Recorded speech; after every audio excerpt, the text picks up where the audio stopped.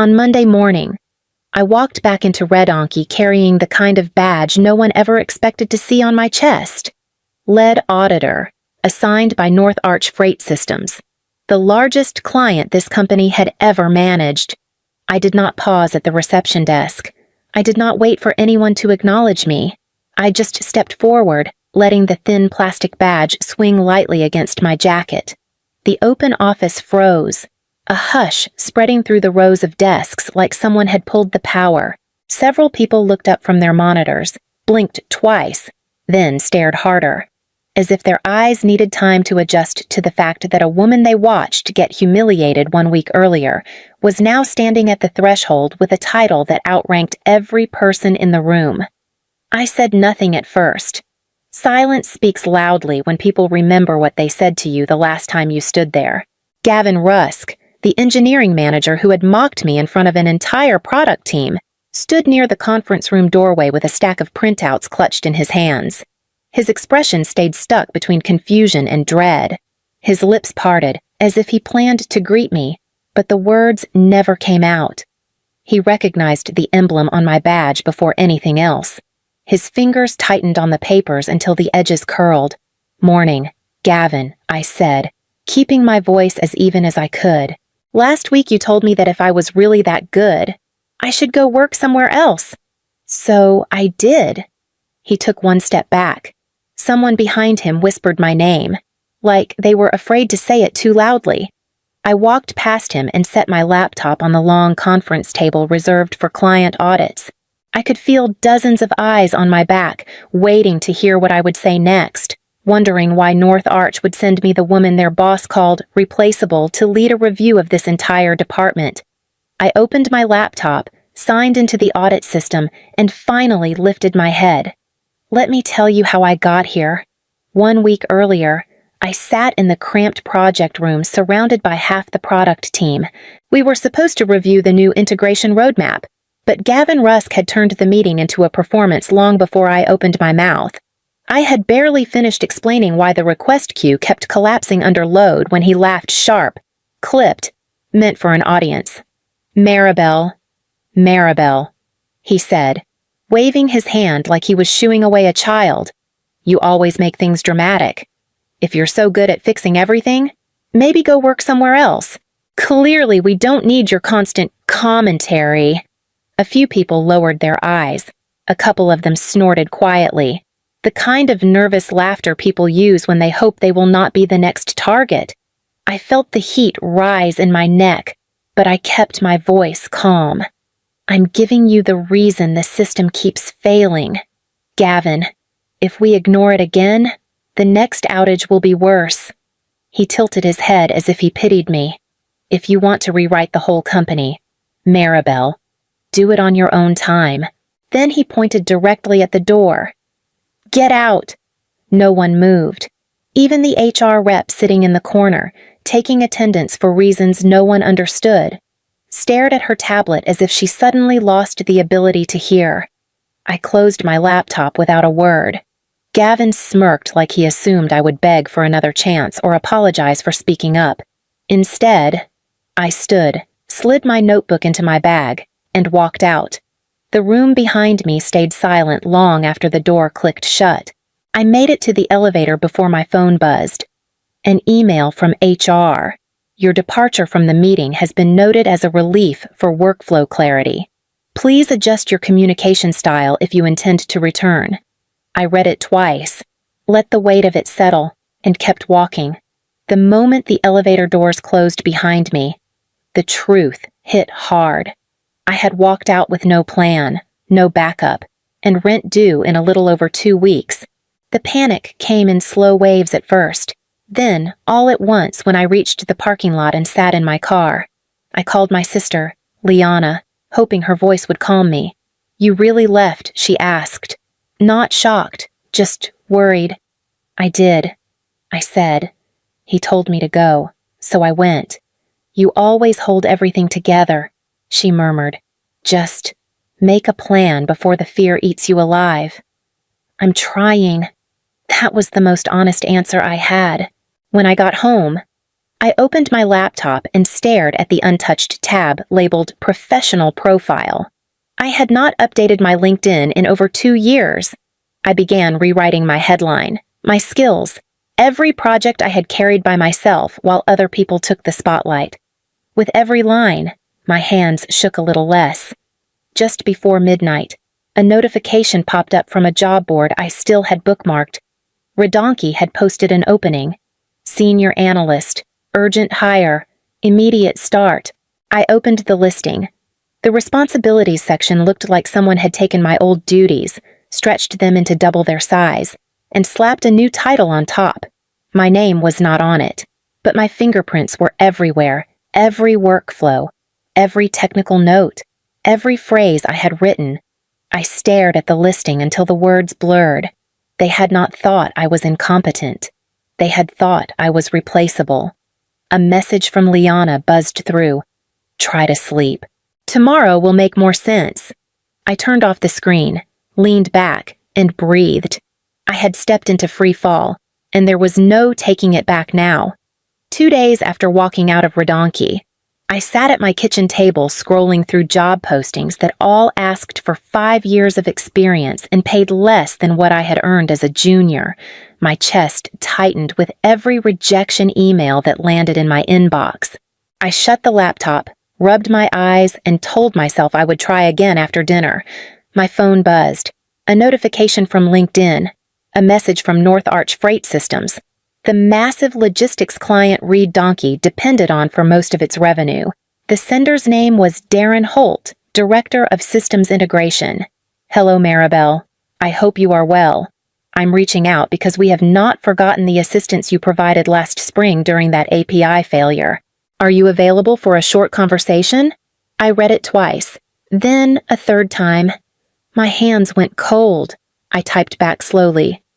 Yes, I'm available this evening. He called 10 minutes later. His voice was steady, professional, but warmer than I expected. Thank you for responding so quickly. Maribel, I understand this is unexpected. That's one word for it, I said, trying to steady my breathing. He let out a quiet laugh.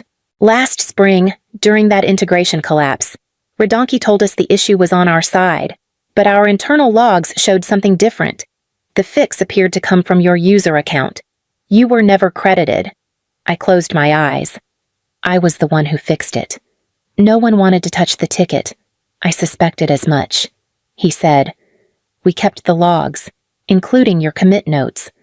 I covered my mouth with my hand. I had written those notes late at night, tired and angry, but determined to prevent a customer outage. Would you be open to discussing a small advisory project? Darren continued. Nothing formal yet. We just want your perspective on a few details we've been reviewing. My voice came out quieter than I intended. Yes, I can do that. For the first time in days. Something in my chest loosened, not relief exactly, but the sound of a door unlocking somewhere I did not expect. Darren sent the files an hour after our call sanitized logs, a handful of request traces, and a note that read, We just want your technical opinion. No pressure. I opened the first log and felt my stomach tighten. The timestamp block was the first red flag. The request supposedly completed at 2 in the afternoon, yet the upstream queue showed no corresponding activity until nearly midnight. I scrolled further. Lines marked successful carried payloads that were clearly empty. Error codes were overridden with manual status messages. The pattern was unmistakable. Someone at Redonky had forced these logs to look clean. I whispered to myself. They hid this. A second file opened, and my suspicion sharpened. The indentation style, the trimmed white space, the way the comments were phrased, they belonged to one person, Marcus Bell, Gavin's engineering manager. I had spent enough nights fixing his rushed patches to recognize his style instantly. Darren called again before I could fully process the implications. Did you see anything concerning? I hesitated. Your logs don't match system behavior. These successful flags were forced. The failure rate is much higher than Redonky reported. A beat of silence. Then Darren spoke quietly. That confirms what we suspected. I leaned back in my chair. If these logs were handed to auditors, the discrepancies would stand out immediately. They would, he replied. And that is why we want your help. My help, I repeated. We'd like you to advise us short term. Darren said. A few weeks, flexible schedule. We need someone who understands Redonki's system but is not bound by their internal politics. I closed the laptop slowly, my pulse thudding in my ears. They were asking me to step back into a fire I had only just escaped. Send me the details. I said. I'll take a look. The call ended, but the weight of the files remained in my hands, evidence of a truth Redonki thought would stay buried forever. 2 days after I sent my notes, Darren called again. His voice carried an urgency he had not shown before. Maribel, our leadership would like to meet with you in person. Can you come to Seattle tomorrow? I swallowed hard. Is this about the discrepancies? It is, he said, and more. The next morning, I took the early train north. Darren met me in the lobby of North Arch's headquarters, his expression tight but welcoming.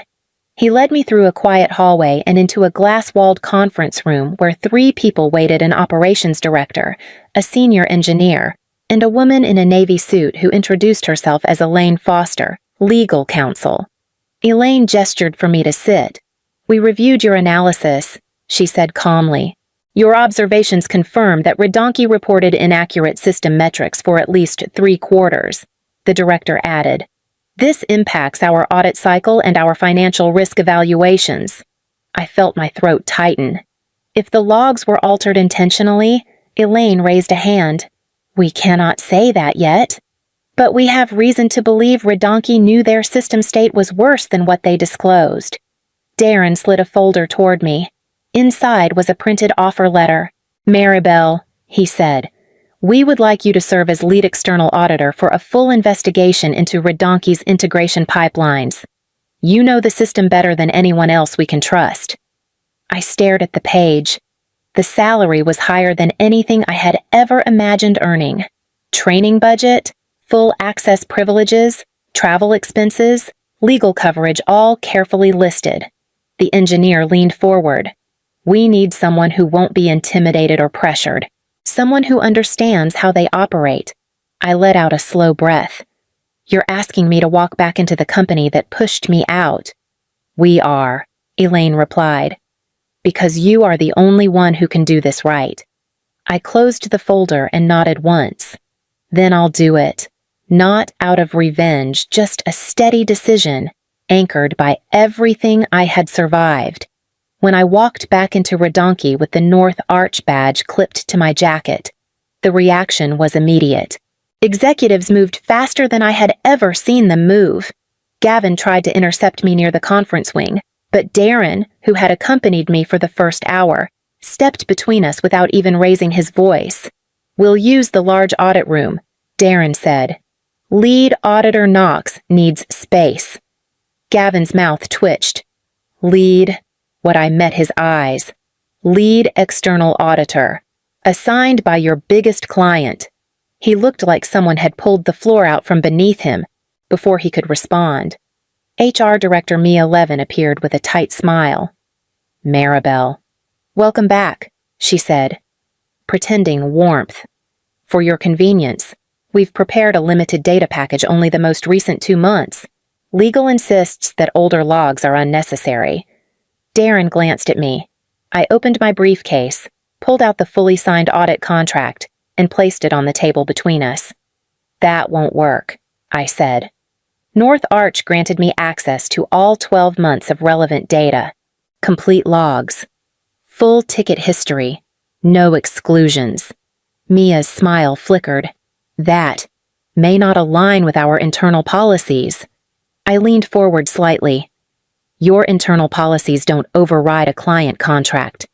You signed this. All of you. A thin ripple of whispers moved through the engineering floor. Gavin stepped back, jaw tight, as if he expected me to raise my voice. But I did not have to. While they argued quietly in the hallway, I set up my laptop in the audit room, A soft knock sounded beside me. I turned to see Eli, a junior engineer who used to sit 2 rows behind me. He glanced around nervously before slipping a small folded note into my hand. "Thought you might need this," he whispered. "Do not say where it came from." He hurried away before I could ask anything. I opened the note under the table. It was an old internal access key one only longtime engineers knew existed, a path buried beneath layers of deprecated systems. I closed my fingers around it, feeling its weight. The old access key Eli had slipped me opened a doorway into Redonky's forgotten systems. Within minutes, I found things that should never have existed in a company handling enterprise-level data. Shared admin credentials, over a dozen of them, passed around without documentation. Backups stored in plain text, unencrypted and downloadable in one click. Timestamps altered so crudely that the gaps between events looked like someone had sliced chunks of time out with a dull knife. Then came the file that made me lean back in my chair. Real Final Credentials, 512.xlsx. I opened it slowly. Vendor logins, master access accounts, passwords scribbled in joke-filled comment boxes. The last editor appeared as Gavin Rusk. I printed the evidence and carried it into the closed-door meeting where Darren, Mia from HR, Gavin, and 2 Red Donkey executives waited. The tension was thick enough to feel. I placed the first document on the table. Shared credentials. No audit trail. Gavin opened his mouth. Those were temporary. They were active last night, I said. I set down the next stack. Backups unencrypted. Downloadable by anyone with a pulse. Mia straightened her folder. We planned to encrypt these backups go back 11 months. Their eyes darted between one another. I opened my laptop and projected the spreadsheet. Laughter-filled comments glowed on the screen under Gavin's name. He pushed back his chair. "Maribel, you are misinterpreting no," I said. "I am showing facts." Darren spoke for the first time. "Based on this evidence, North Arch is freezing all payments to Redonky until the full audit concludes." Mia gasped. One executive went pale. Gavin looked as if the floor had vanished beneath him. By the time the meeting ended, the office was already cracking. Slack channels flooded with panicked messages. Senior staff packed their bags, and 2 engineers quit before sunset. The collapse had begun. 2 days after the freeze announcement, Redonky sent North Arch a rebuttal packet glossy charts, highlighted timestamps, and a carefully worded summary insisting the discrepancies were simple synchronization issues.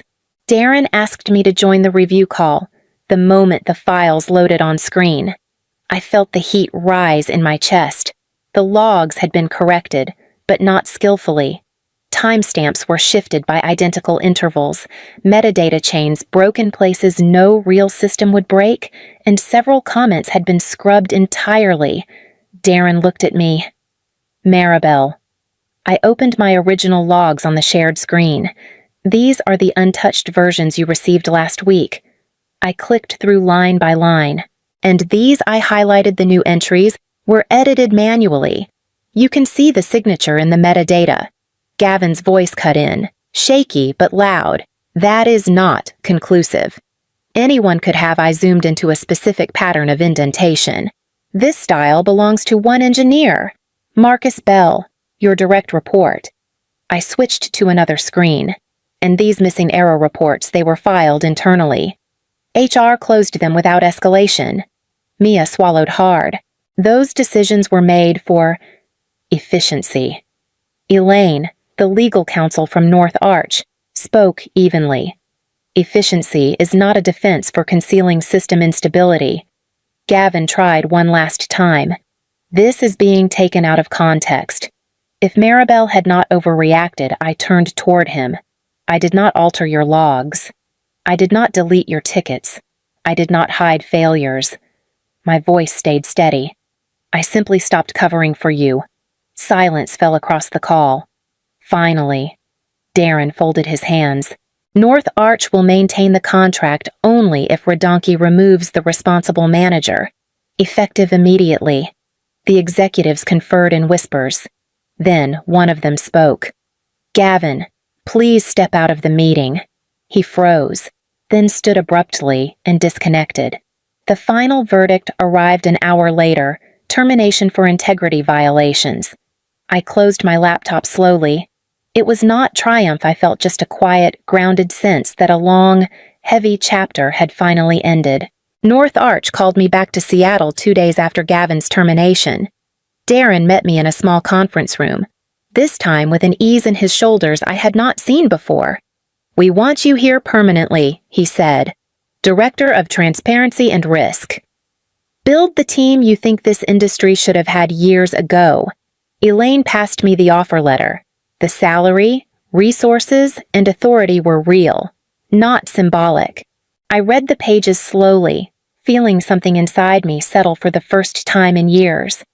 "I'll accept," I said, "but I want to choose my own team." "Exactly what we hoped you'd say," Darren replied. By the end of the week, I had a short list of people I had watched at Red Donkey who worked twice as hard for half the credit. Eli was the first to pick up when I called. "You're serious?" he asked. "You want me?" "You see problems before anyone else does," I said. "And you care about fixing them the right way. That's the kind of foundation I need." He exhaled shakily. "Then I'm in." 2 others followed, each surprised to be chosen, each carrying the same quiet exhaustion I had worn for so long. It felt right giving them a way out instead of leaving them behind in the fire I had escaped. Late that afternoon, as I walked toward the exit of Red Donkey after collecting my final documents, someone stepped into my path. Gavin. He looked smaller than I remembered, his voice thin. "Maribel, I was under pressure. You know how things were." I held the door open, keeping my tone even. "You told me that if I was good enough, I should go somewhere else. So I did." He opened his mouth as if to argue, but nothing came. "I'm not coming back," I said, and walked past him without waiting for a response. Outside, the air felt clearer than it had in a long time. Justice was done quietly, without celebration, just the steady stillness that arrives when the right people finally lose their power. I was halfway through explaining what I built because they forced me to when my manager sliced through my sentence with a single word. "Thief." The sound of it hit me so sharply I forgot to breathe. One moment I was standing in front of a long table of investors, trying to steady my voice as I walked them through the system I had created with my own hands. The next, Carrick Sloan stepped forward, pointing at me as if he had been waiting for this exact moment. "Thief," he repeated, louder this time. "Apologize right now and get out. You're fired." A few of the investors leaned toward one another. I heard short whispers, a soft hiss of confusion. They had no idea why an employee was being accused in front of them, and I was no longer even supposed to be an employee. I only stood there because Emergent Corps ordered me to appear and clarify my involvement in the disputed project. No one told them that part. My throat tightened. I tried to say something, anything, but Carrick cut the air again. "Say the words. Evelyn, admit what you did. I could not move." Every syllable he threw at me felt like it pinned me in place. All I could do was stare at him, at the absolute certainty on his face, as if he had already rewritten the entire story, and all that was left was my surrender. Then a calm voice came from behind me. "Everyone, please stay calm." Althea Rowan stepped to my side with the quiet confidence of someone who had seen men like Carrick crumble before. She carried a thick stack of documents, held firmly against her chest. When she placed them on the table, the weight of them seemed to change the entire room. "If you are accusing my client of theft," she said, turning toward Carrick without blinking, "then please, prove it." Carrick's jaw tightened. His eyes darted across the papers as if he already knew what was inside them. Standing next to Althea, I felt something shift not in the room, but inside me. 3 days earlier, they dragged me out of the building and forced me to apologize for something I did not do. And somehow, I was here, defending what I created. Everything started unraveling long before this moment. 3 days earlier, I still thought my job was safe. I was reviewing a line of code when my inbox flashed with a message marked Immediate Compliance Review. Before I could process it, 2 members of HR appeared at my desk. One of them, a woman named Leona from Corporate Relations, folded her hands as if she were delivering bad news to a stranger.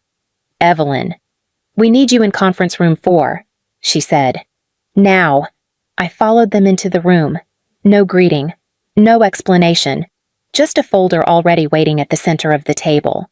Another HR representative, a younger man I barely recognized, sat stiffly, eyes down. Leona opened the folder. "You are being terminated for unauthorized use of company data." I blinked. "What data?" "The automation prototype," she replied. "Your project demonstrates elements derived from emergent core infrastructure. That system was built in my apartment, on my own machines," I said. "Long before I worked here." Leona didn't flinch. "We are not debating timelines. We need your acknowledgement." She pushed a form toward me. "Sign the disciplinary termination and we can avoid further escalation." "I will not sign something without evidence," I said, keeping my voice level even as my hands tensed. The younger HR rep swallowed hard. He looked at me for the first time. "They're terrified about the investor audit," he murmured, almost too quietly to catch. "They need everything clean." Leona shot him a warning glance. "Escort her out, please." I stepped into the hallway, and the security guard who joined us didn't meet my eyes. As we reached the exit, my phone buzzed with an automated internal alert, one I should not have been receiving anymore. "Ownership trail updated." I stopped walking. "What does that mean?" The guard kept moving. "You are no longer cleared to access company information." The door closed behind me. I had no idea what they had already begun rewriting. Being fired was not enough, they needed my silence. The morning after they removed me from the building, I received a message from Carrick Sloan himself. No greeting, no explanation, just a curt line. "Return for a clarification meeting. Mandatory." I almost deleted it. Instead, I walked back into Emergent Corps with a temporary visitor badge and a knot in my chest. Carrick waited inside a small glass room, arms crossed, jaw clenched. He didn't sit. "We need your written apology," he said. "The company cannot afford ambiguity right now." For something I did not do, I asked. "You built an overlapping system," he replied. "Your admission will confirm that March flow was a misunderstanding, not misconduct. That system is mine," I said. "It existed years before you hired me." Carrick exhaled sharply, as if inconvenienced by my existence. "Evelyn, I am telling you how this ends. Sign the apology, and we close this quietly." He turned his monitor toward me. My stomach dropped. The internal dashboard no longer displayed March flow. It showed Sloan Sync, marked as proprietary. Under Original Designer, the field listed his name. "You replaced me," I whispered. "I corrected an attribution error," he said. A notification popped up at the corner of his screen, an email recall. For a split second, the preview flashed Delete Original Trail. He scrambled to close it, but I had already seen it. My phone buzzed. A coworker, one of the few who ever spoke to me kindly, sent a single text. "They're erasing your commits." I looked at Carrick. "You know exactly what you're doing." His expression hardened. "The board warned me after my last project collapsed. If this investor deal fails too, I am finished. I will not let that happen because of you. So, you're rewriting history. I am preserving the company," he said. "Sign the apology. Evelyn, disappear, and let the rest of us move forward." I walked out of the room without touching the pen he had placed in front of me. Every attorney avoided my case except one. By the afternoon, I had left voicemails with 6 different firms. Each response sounded the same: too close to an investor audit, too complicated, too risky. When I finally reached Althea Rowan's office, I expected another dismissal. Instead, her assistant said, "She can see you in 20 minutes. Althea greeted me with a steady handshake. "Tell me everything," she said, guiding me to a chair. I opened my backpack and set down my notebooks, each filled with years of sketches, architecture drafts, and handwritten timestamps. March flow existed long before emergent core, I said. They're calling it Sloan Sync now. Althea flipped through a few pages. These dates are handwritten, she noted. Do you have digital versions? I thought I lost them, I said. My repository access was revoked. She tapped her keyboard. If your system ever synced to a home backup, even once there might be metadata. We waited in silence as she ran a retrieval script. A soft chime sounded, and a log appeared on her screen. Althea leaned forward. Here, she said. A commit from 2 years before you joined the company. March Flow Prototype 1. They did not delete this because it was never stored on their servers. A wave of relief hit me so suddenly I had to brace my hands against my knees. Althea continued. Your employment contract. May I see it? I handed it over. She scanned it quickly, then tapped a clause near the bottom. This is your shield, she said. Pre-existing intellectual property remains solely yours. Emergent Core cannot claim ownership unless you integrated it into their infrastructure knowingly and intentionally. I never did. Then they have a problem, she said, and we will address it directly. She closed the contract gently. You mentioned an investor meeting. They want me there, I said. They want a public apology. Althea's expression sharpened. Then that is where we start. If they wanted a war over the truth, they were about to lose one. Althea slid her laptop toward me. I pulled the activity logs from your home server. Look at this. Dozens of entries blinked across the screen. Remote access attempts in the middle of the night, each one originating from Emergent Core's internal network. They tried to reach your machine hours after they terminated you, she said. They were searching for your original files. My stomach tightened. They said I misused their data. They were inside your system, Althea replied. Not the other way around. She opened another window. These are your email backups. Some messages auto-synced before deletion. She clicked on one, and Carrick's name appeared in bold at the top. The subject line read, Attribution Alignment. Inside the message, a single instruction leapt out. Remove her name from all documentation. I closed my eyes for a moment, steadying myself. Hearing his voice call me a thief was one thing. Seeing his intent in writing was something colder. Althea spoke quietly. This is tampering. This is deliberate. And it is our leverage. She began assembling the packet time-stamped notebooks, restored commits, contract clauses, metadata from my old machines, server logs, and the email threads Carrick thought he had erased. The stack grew heavier by the minute. My phone buzzed again. A number I did not recognize. The text read, I kept old drafts. They were afraid of losing them. Tell your lawyer. Attached were zipped files, early architectural diagrams stamped with my initials and dated years before my employment. A former engineer. Someone who had seen what was happening and held on to the truth quietly. Just in case. I forwarded everything to Althea. She scanned through the drafts, her brows lifting. This, she said, is the piece they never expected to surface. They cannot rewrite this. She added the files to the stack without another word. They did not invite me, they summoned me. The message arrived in my inbox just after sunset. Mandatory appearance. Investor session. Attendance required for internal dispute resolution. No greeting, no explanation, just an order. They wanted my apology recorded, stamped, and delivered before the investors walked away.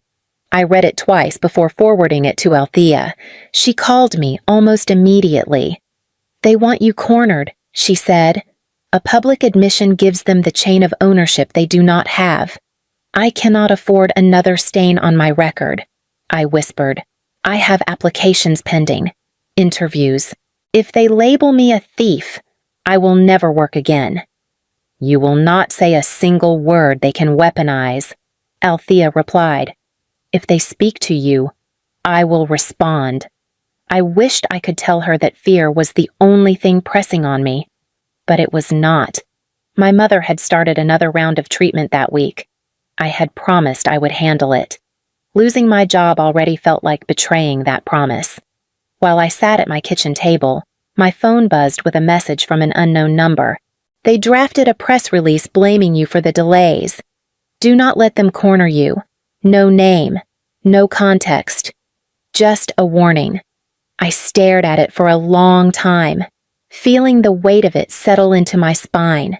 Althea arrived at my apartment a short while later with the document stack in her arms. I want you to sleep, she said gently. Even a few hours. I nodded, though I knew sleep would not come easily. Before she left, she paused at the doorway. Tomorrow is not about fear, she said. It is about ownership yours. When the door closed, the apartment felt unbearably quiet. I sat alone with the notice, the warning, and the truth I had fought so hard to protect. They expected fear. For a moment, they almost got it. The investor session began with Carrick standing at the front of the room, clicking through the slides as if he owned every idea on them. This, he said, is Sloan Sync, a fully integrated automation framework designed under my direction. I sat beside Althea, hands clasped tightly in my lap. A few investors exchanged puzzled looks as he spoke, their brows pinched at diagrams he clearly did not understand. One of them murmured, "This architecture repeats itself." Why, Carrick's smile tightened. We streamlined overly complicated sections. That was a lie. He had broken the system by removing pieces he never understood. Another investor raised a hand. Who completed the initial prototype? Carrick hesitated. The team and I collaborated. I shifted slightly in my chair. That was all it took. He snapped toward me. Do not start. You are here to apologize. Evelyn, nothing else. A pulse of heat rushed up my neck before I could answer. Althea rose slowly. Everyone, she said, her voice cutting clean through the room. Please stay calm. Carrick glared at her. This is an internal meeting. No, she said. This is a meeting in which you have accused my client of theft. She placed the thick stack of documents on the table with deliberate force. If you believe that accusation holds merit, then please prove it. Silence rippled outward. Carrick looked at the stack as if it might burn him. An investor leaned forward. Do you have timestamps for the original prototype? Althea pulled a folder from the top of the stack and handed it over, complete with metadata and pre-employment records. The investor scanned a page, then frowned deeply. These dates do not align with your claims. Carrick. His face drained. He opened his mouth, but nothing came out. The room had already begun shifting away from him. Silence can be lethal when everyone is thinking the same thing. The investors closed their folders at almost the exact same moment, as if a signal had passed through the room. One of them, an older man with a clipped tone, said, "We are halting this presentation. We require an independent audit before any further discussion."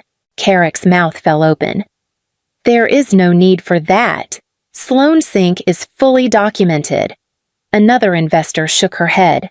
Your documentation conflicts with the timestamps. We are not proceeding blindly. Executives seated along the back wall exchanged anxious whispers. One of them stood abruptly. Carrick, step outside with me. Now! Carrick didn't move. We can resolve this internally. No. The investor replied. We will resolve it properly. The executives stepped out, leaving Carrick stranded at the front of the room. He looked smaller than I had ever seen him. Althea remained standing beside me, hands folded behind her back, calm as a still lake. A man I recognized from the internal audit division approached quietly. He slipped a small drive into Althea's hand. Off the record. He murmured. These were archived in a hidden directory. They were not supposed to be deleted. Althea nodded, her expression unreadable. Thank you. Carrick saw the exchange and stiffened. You cannot share internal archives with unauthorized parties. The auditor met his glare without hesitation. They stopped being internal when you tampered with them. The door swung open again. Emergent Corps' chief executive officer stepped inside, her face set like carved stone. She looked at Carrick first. "You told us the prototype was yours," she said quietly. "You told us you built it." Carrick's voice cracked. It was a collaborative." She cut him off with a raised hand. "You lied to leadership." He took a step back, but there was nowhere left to go. The room no longer belonged to him. By morning, their entire facade was cracking open. I arrived at Althea's office just as she hung up a call. "The investor deal is suspended indefinitely," she said. "They want full transparency before they reconsider anything." A second call came through almost immediately. Emergent Corps' legal department. Althea put it on speaker. "We have initiated an internal investigation," a strained voice announced. "It appears there were deletions, altered authorship records, and several unauthorized attempts to access external systems." "External systems," Althea repeated. "You mean my client's home network?" A tense pause followed. "We are prepared to discuss a resolution." Before they could elaborate, another voice cut in Carrick's. "This was not my doing." The junior engineer Althea leaned forward. "You instructed the deletions?" "Carrick, your emails confirm that." "That was taken out of context," he snapped. "The team misinterpreted my directives." A third voice, deeper and colder, interrupted. "The chief executive officer. We reviewed the full trail." "Carrick, you falsified documentation and misled leadership." "I was protecting the company," he insisted. "You were protecting yourself." She replied, "Effective immediately. You are terminated for cause. All unvested stock is revoked." The call ended abruptly. Althea closed her laptop and exhaled. By noon, I received a formal apology from Emergent Corps, signed, dated, and explicit. They acknowledged Marchflow as my sole intellectual property and agreed to a settlement that covered the financial damage the accusations had caused. I sat quietly in Althea's office, letting the weight of it settle. My phone buzzed again. Then again, messages from former co-workers, short, cautious notes. "Thank you for standing up. None of us could say anything." "You did. I'm glad the truth came out." I stared at the screen, unsure how to respond. For the first time in days, the fear that had gripped my chest began to loosen. I had my work back. Now I needed to decide what to do with it. Carrick did not fall because I fought him. He fell because the truth finally caught up. 2 days after the investigation wrapped, an audio clip began circulating inside Emergent Corps. Someone had recorded the moment he yelled "thief" at me in the investor meeting. Every word, every accusation, every crack in his voice. But the recording did not stop there. Other clips surfaced. Older ones. Him berating junior engineers. Him forcing a programmer to rewrite a report. Him promising credit he never gave. By the end of the week, no one viewed him as a leader trying to protect a company. They saw a man who had been sinking for years. I learned from Althea that several firms in Seattle quietly updated their risk logs. "He is not blacklisted out of spite," she explained. "He is blacklisted because no one trusts his judgment. That is the difference." I sat with that for a long moment, how loudly the truth echoed once it finally broke free. The settlement emerged in full 3 days later. Enough to stabilize my life, pay my mother's treatment costs, and give me time to rebuild. I had never imagined starting anything on my own, but the idea grew quickly, taking shape the same way Marchflow once had. By the end of the month, March Frame Studio opened inside a rented corner office overlooking a quiet stretch of the waterfront. My first decision was simple. Every engineer who built something here would keep their own intellectual property. No exceptions. No fine print. On my second day in the new space, a young engineer stopped by after hearing about the opening. She held her resume awkwardly, as if unsure whether she belonged. "I just wanted to say," she began, twisting the paper in her hands. "What you did, it made it safe for people like me to try again." Her voice trembled. I felt something shift inside me, soft and immediate. You belong here. I told her.